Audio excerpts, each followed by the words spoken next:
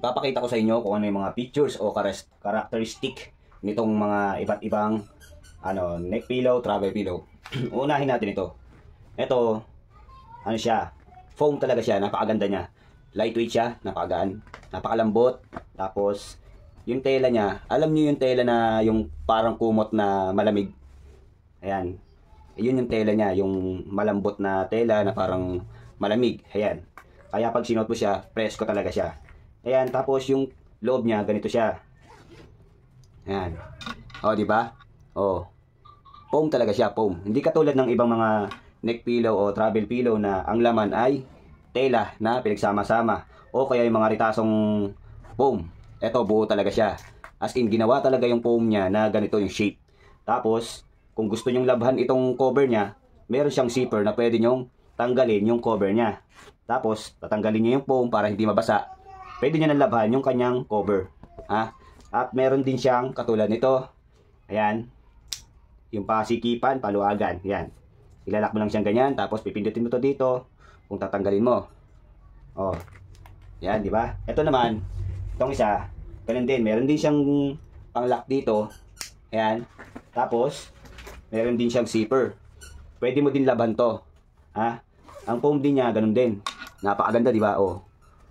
Yung foam talaga niya, ginawa talaga siya para sa ganitong shape. Kaya, hindi kayo pwedeng gumamit ng iba't ibang klaseng cover nito. Kasi, ito talaga yung pinakang, shape ng foam niya. O, makikita nyo, hindi naman retaso yung foam niya eh. Ito, ang pinakang kakaiba sa features niya, meron siyang hood. Ayan. Meron siyang hood.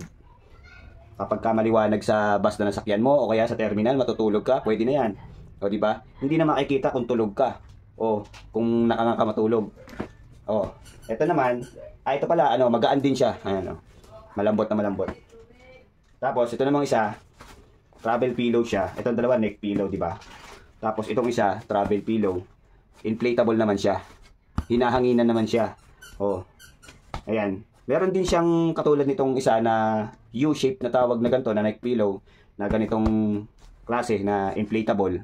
Ito lang, binili ko lang to kasi mas kailangan ko yung ganito kasi meron na nga akong ganito. Ayan. Napakaganda niya. Ang features naman niya, madali lang siyang dalhin. Alam naman natin, inflatable, magaan, di ba? Tapos, ang pinakang niya, advantage na dito sa dalawa, siya, pagka hindi mo na siya gagamitin, pwede mo siyang pasingawin. Ayan. Bubuksan mo lang dito. Ayan. Pasingawin mo siyang ganyan. O. Ayan, ganyan lang siya. Pasingawin mo siyang ganyan. Pag hindi mo na siya gagamitin, pwede mo na siya ilagay ulit sa yung bag. Kahit maliit lang yung bag mo, magkakasya to. O, kahit shoulder bag lang, di ba? Sa mga babae. O, sa mga lalaki naman, kahit sa sling bag, belt bag, kasya to. O, di ba? Yun yung mga features nila. Tapos, ito naman, pagpapahanginan mo siya, hindi mo na kailangan hipan dito. Di ba? Kaya siya merong siyang ganito, ang pinaka-use niya, ito yung pinakang pump niya. Ipapump mo lang siya ng paulit-ulit na ganito, lolobo na siya. Ayan yung pinakang features niya, tapos yung advantage niya. Madali siyang dalhin at madali mo siyang matupi pag hindi mo nagagamitin.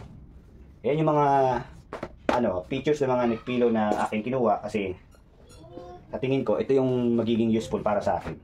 Okay? Kung ano yung nagustuhan nyo dito sa tatlo, pwede kayong pumili ng iba't ibang kulay nito.